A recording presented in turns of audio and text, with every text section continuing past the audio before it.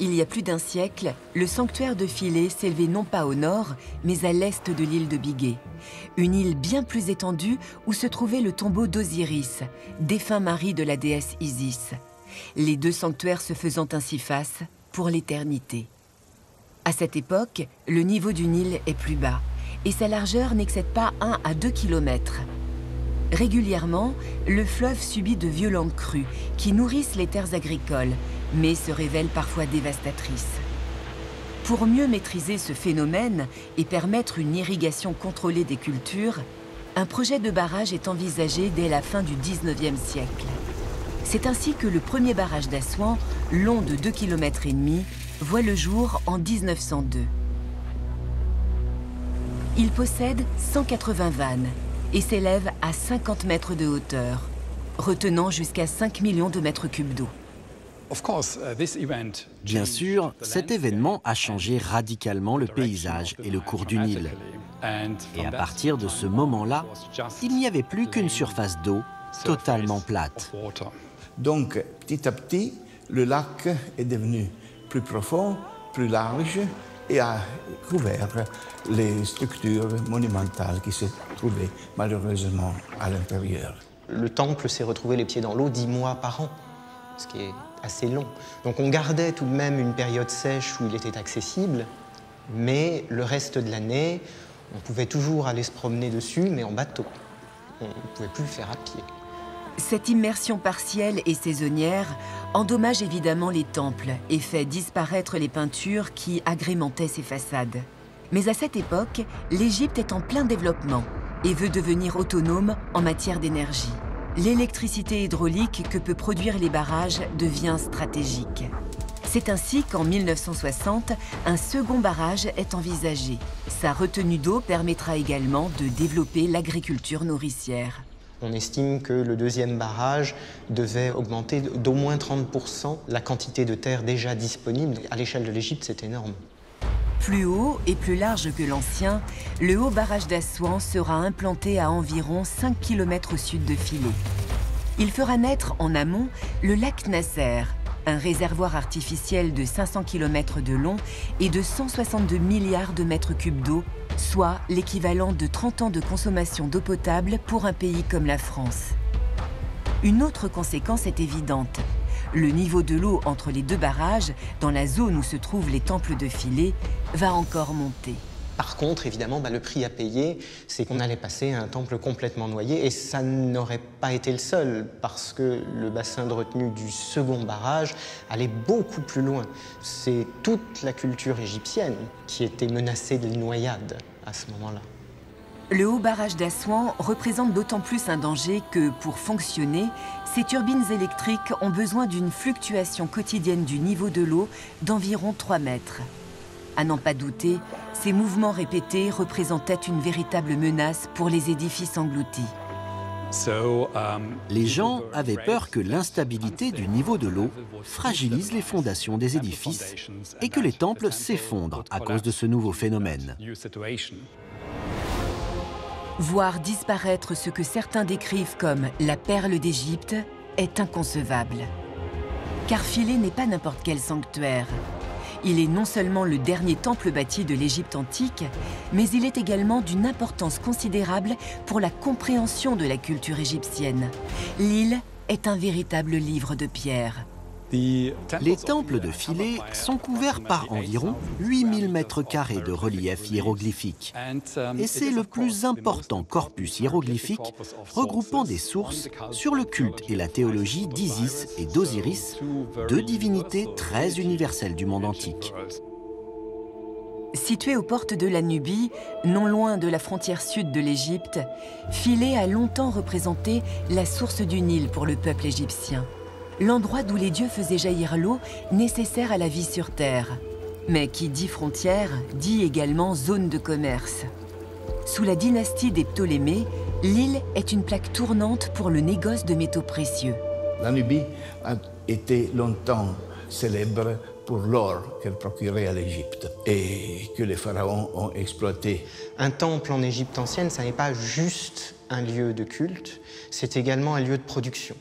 C'est un lieu d'échange, c'est un lieu où on rend la justice, c'est un relais du pouvoir central, du pouvoir de Pharaon, finalement, qui est lui-même partiellement divin. Bâtir un temple gigantesque à cet endroit précis répondait donc à un double enjeu pour les pharaons. Faire la plus belle des offrandes aux dieux protecteurs du Nil et asseoir leur suprématie économique et politique sur la région. Pour toutes ces raisons, les temples de Philæ sont considérés comme un patrimoine mondial inestimable. Voir ces temples disparaître, ça aurait été inimaginable, ça aurait été une énorme perte. Ce sont les plus beaux exemples qu'on ait d'une architecture égyptienne du Sud. C'est ainsi que l'on a estimé désespérément que les temples devaient être déplacés ailleurs afin de les préserver pour les générations à venir. En 1959, c'est l'UNESCO qui va coordonner une mobilisation internationale sans précédent pour sauver ce joyau de l'engloutissement. Ingénieurs et archéologues envisagent alors 3 options. Option 1, édifier des barrages supplémentaires entre l'île de Bigué, celle d'Agilkia et la rive est, pour isoler toute une partie du lac et la maintenir à un niveau d'eau inférieur au reste. Option 2, démonter les temples pierre par pierre, puis les réassembler sur leur île d'origine après l'avoir rehaussé de plusieurs dizaines de mètres. Et enfin, option 3, construire une barrière de protection directement autour des temples afin de les isoler de la montée des eaux. En 1960, c'est l'option 2 qui est retenue. Les experts vont néanmoins en proposer une variante. Ils poursuivent dans l'idée de démanteler bloc par bloc chacun des temples, mais proposent de les réassembler à 300 mètres au nord, sur une île déjà plus élevée, celle d'Agilkia. Très vite, cette proposition est adoptée par le gouvernement égyptien. D'un côté, c'était une solution définitive. Une fois que le temple était surélevé et placé sur une base de béton, il aurait été sauvé dans une situation saine. De l'autre, ça permettait de donner du travail à des milliers de personnes de la région. La troisième raison, c'est la forme générale et la nature de l'île qui était très similaire à celle de l'île de Philæ. L'île d'Agilkia offre en effet la possibilité de réimplanter les temples selon leur disposition et leur orientation originelle. Un atout de taille pour conserver au site sa dimension spirituelle primaire. Effectivement, l'orientation avait dans l'architecture égyptienne une importance vraiment primordiale. On va l'associer à la mécanique générale du monde, à travers la marche des étoiles, des astres, ou à travers certains événements bien précis. Habituellement, les temples de l'Égypte antique sont construits sur un axe est-ouest, en rapport avec la trajectoire du soleil et donc du dieu Ré, qui se lève à l'est et se couche à l'ouest. Les portes à l'est laissent entrer les premiers rayons de lumière, tandis que le naos, le cœur du temple, se trouve placé à l'ouest. À Philæ, il est étonnant d'observer que le temple principal, celui d'Isis, est orienté selon un axe totalement opposé. Les portes au sud et le naos au nord, parallèlement au cours du Nil. Le sanctuaire de Philæ serait donc une offrande au dieu du fleuve sacré. Une théorie confirmée par l'interprétation de certaines gravures.